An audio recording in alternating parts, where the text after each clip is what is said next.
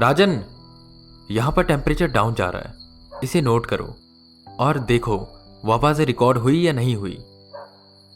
वेदा ने अपने असिस्टेंट राजन से कहा, जो साथ में रिकॉर्डेड आवाजों को सुनने लगा। सर, आवाजें तो रिकॉर्ड हो गई हैं पर क्लियर नहीं है। राजन ने कहा, ठीक है, इसे आर्यन के पास भेज दो, वो सही कर देगा।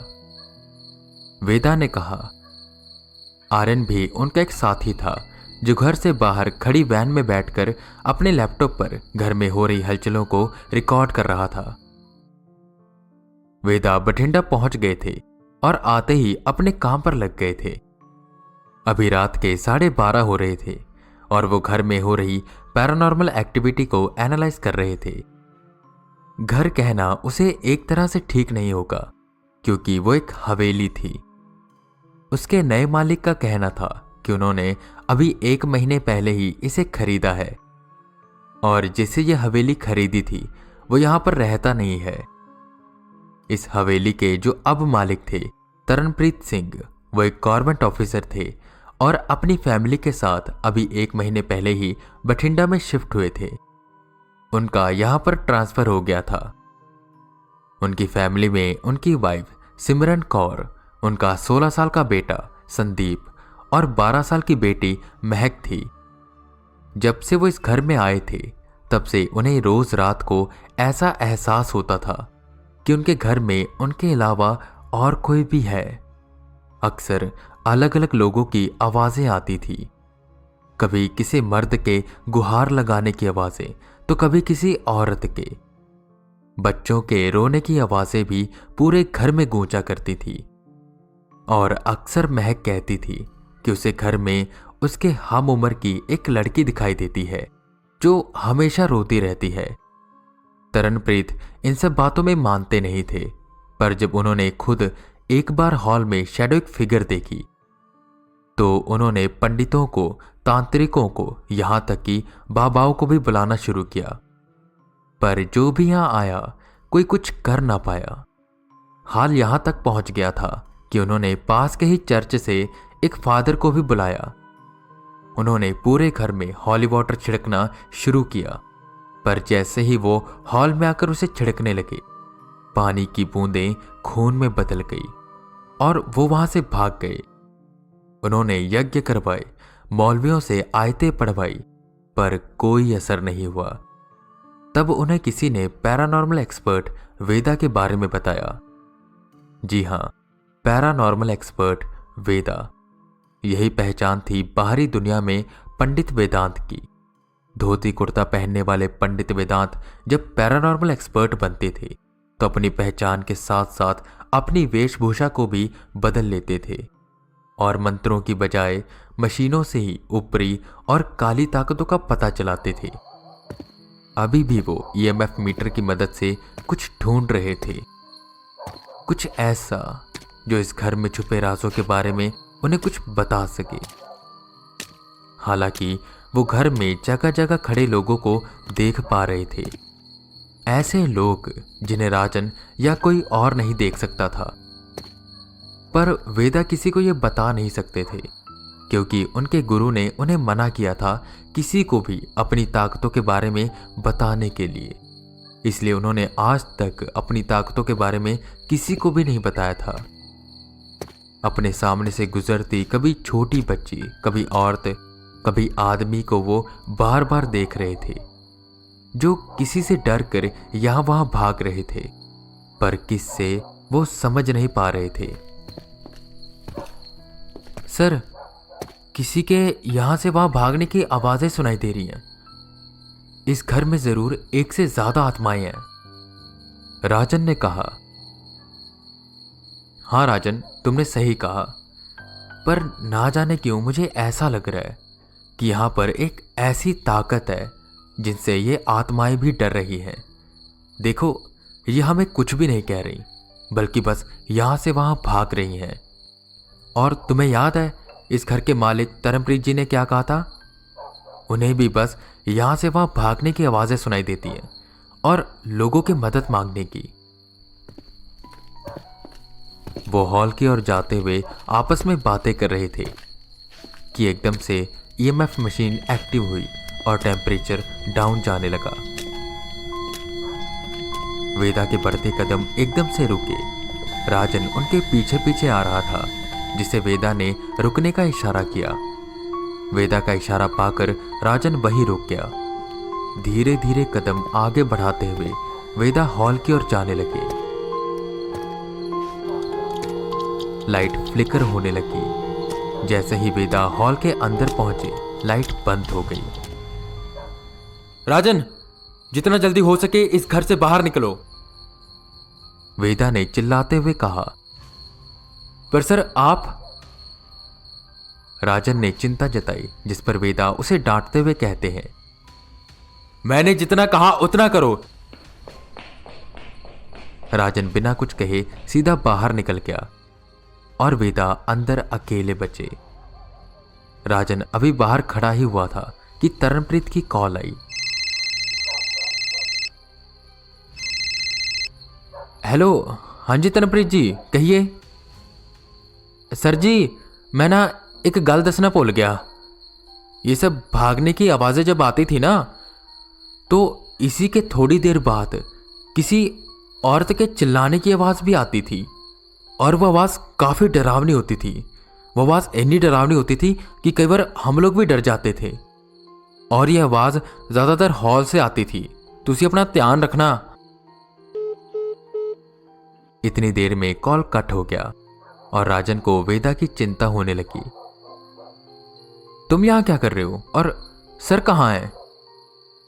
आर्यन ने पूछा, जिस पर राजन उसे सारी बात बताता है। आर्यन भी चिंतित हो गया। वहीं अंदर वेदा हॉल के बीचों बीच खड़े थे और उन्हें एक बहुत ही अजीब और ताकतवर ताकत का एहसास हो रहा था। हॉल के बीचों बीच कुछ था, क्योंकि वेदा उस जगह से उठ रहे काले धुएं को देख पा रहे थे, जो नकारात्मक ताकत को दर्शा रहा था। वेदा का सर भारी होने लगा। ये कैसी ताकत है जिसे मैं देख नहीं पा रहा? चारों तरफ से एक अजीब सी आवाज गूंजने लगी। हिम्मत बटोर उन्होंने विचित्र हनुमान माला मंत्र का जप करना शुरू किया। नमो भगवते विचित्र वीर हनुमते। काफी देर तक वो इसका जप करते रहे, जिसके बाद उनका सर हल्का हुआ और वो घर से बाहर निकले। सर, क्या हुआ आपको? आप ठीक तो है ना? राजन ने पूछा। अभी के लिए हम होटल में जा रहे हैं और तरनप्रीत जी से कह दो कि जब तक हम ना कहें, वो या उनकी फैमिली का कोई भी मेंबर इस घर में नहीं आएगा। वो होटल में ही रुके, वो वहीं पर सेफ है। और जो भी एंटिटी है सच में बहुत पावरफुल है। वेदा की आंखों में गंभीरता देख वो समझ गए कि यहां जो कुछ भी है वो बहुत ताकतवर है, और वो सब अपने होटल में चले गए। 3:30 बज चुके थे और सुबह होने वाली थी। 4 बज गए। राजन और आर्यन सो चुके थे, पर वहीं वेदा जाग रहे थे। उन्होंने स्नान किया, क्योंकि यह समय ब्रह्म मुहूर्त का समय था। सुबह के 10 बज गए। आर्यन और राजन की आंख खुली तो उन्होंने देखा कि वेदा लैपटॉप पर कुछ काम कर रहे हैं। गुड मॉर्निंग सर, आप ये सुबह सुबह क्या कर रहे हो? आंख मलते मलते आर्यन ने कहा। गुड मॉर्निंग आर्यन, काफी जल्दी उठ गए।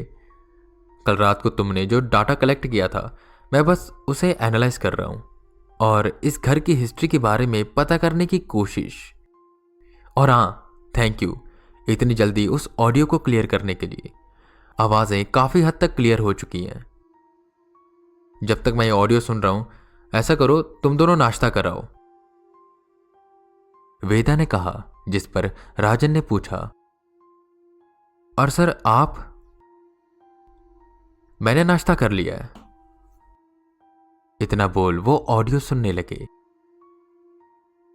वेदा काफी देर तक इस केस पर काम करते रहे, पर उन्हें कोई भी ऐसी कड़ी नहीं मिली जिससे वो इस केस में थोड़ा आगे बढ़ सके। उन्हें इतना तो पता चल गया था कि इस घर में उस एंटिटी के अलावा 6 और आत्माएं हैं, जिनमें से 5 लोग एक फैमिली के हैं और एक शायद नौकर है या फिर कोई और। पर आखिर ये यहां पर क्यों फंसे हैं और ऐसा क्या हुआ था यहां पर, और वह एंटिटी कौन है और कहां पर छुपी है, उन्हें इस वक्त पर कुछ भी समझ नहीं आ रहा था। काफी देर तक बैठे रहने के बाद उन्होंने कुछ देर आराम करने का सोचा। वो आराम से बेड पर लेट गए और थोड़ी ही देर में सो गए। जैसे ही वो सोए उन्हें एक सपना आया जिसमें वो उसी घर में थे और एक बच्ची जिसकी उम्र 7 या 8 साल के करीब थी, वो उन्हें कहीं लेकर जा रही थी। वो वेदा को हॉल में लेकर गई और हॉल के बीचों बीच खड़ी होकर रोने लगी। फिर एक आदमी आया, फिर एक औरत, एक लड़का और एक और आदमी, फिर एक और आदमी। वो सब उस बच्ची के पास आकर खड़े हो गए और वेदा से मदद मांगने लगे। ऐसा लग रहा था कि जैसे वो भी यहां से मुक्त होना चाहते हैं, पर कोई ऐसी चीज थी जो उन्हें रोके हुए थी। ना तो वो खुद मुक्त हो रही थी और ना ही इन्हें मुक्त होने दे रही थी। इतनी देर में काले रंग का धुआं फैलने लगा, जिससे वो सारे लोग यहां वहां भागने लगे। वेदा वहीं पर खड़े बस ये सब होते हुए देख रहे थे। उतनी देर में बड़े बड़े काले हाथ उनकी ओर बढ़ने लगे। उन्होंने मंत्रों का जप करने के लिए अपना मुंह खोला, पर आवाज ही बाहर नहीं आ रही थी। उन काले हाथों ने वेदा के गले को पकड़ लिया। उन्हें सांस नहीं आ रही थी, वो तड़पने लगे। उतनी देर में नीचे से ब्रेकफास्ट करके आर्यन और राजन अंदर आए, जिन्होंने वेदा को बेड पर तड़पते हुए देखा। वो भागकर उनके पास आए और उन्हें उठाने की कोशिश करने लगे, पर वो बस बेड पर तड़प रहे थे। उन दोनों ने वेदा पर पानी के छींटे मारे, जिसके बाद उनकी आंख खुली और जैसे उनकी आंख खुली वो लंबी लंबी सांसें लेने लगे। सर, आप ठीक हो ना? राजन ने पूछा, जिस पर वेदा कुछ देर तक तो अपनी बिखरी सांसों को बटोरते रहे और फिर बोले, तुम दोनों भी उस घर में नहीं जाओगे। वो एंटिटी हमारी सोच से भी ज्यादा पावरफुल है, क्योंकि वो मेरे सपने में आकर मुझे कंट्रोल कर पा रही थी और मुझे नुकसान पहुंचाना चाहती थी।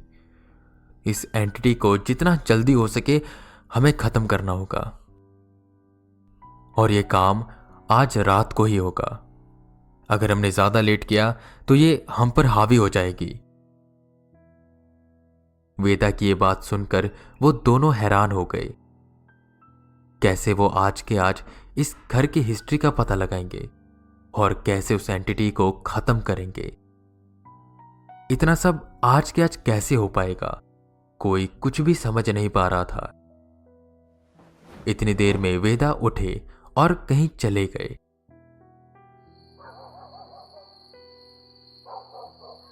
रात के 11:30 हो रहे थे। पीठ पर बैकपैक टांगे वेदा अंदर जाने की तैयारी कर रहे थे। आर्यन और राजन वैन में बैठे। वेदा के घर के अंदर जाते ही लाइट्स बंद हो गई, जो कि उन्हें पता ही था कि होगी। फिर वही आवाजें आने लगी, वही धुआं, और सब कुछ वैसे होने लगा जैसे पिछली बार हो रहा था। वेदा हॉल में पहुंचे और उन्होंने अपना बैग खोला।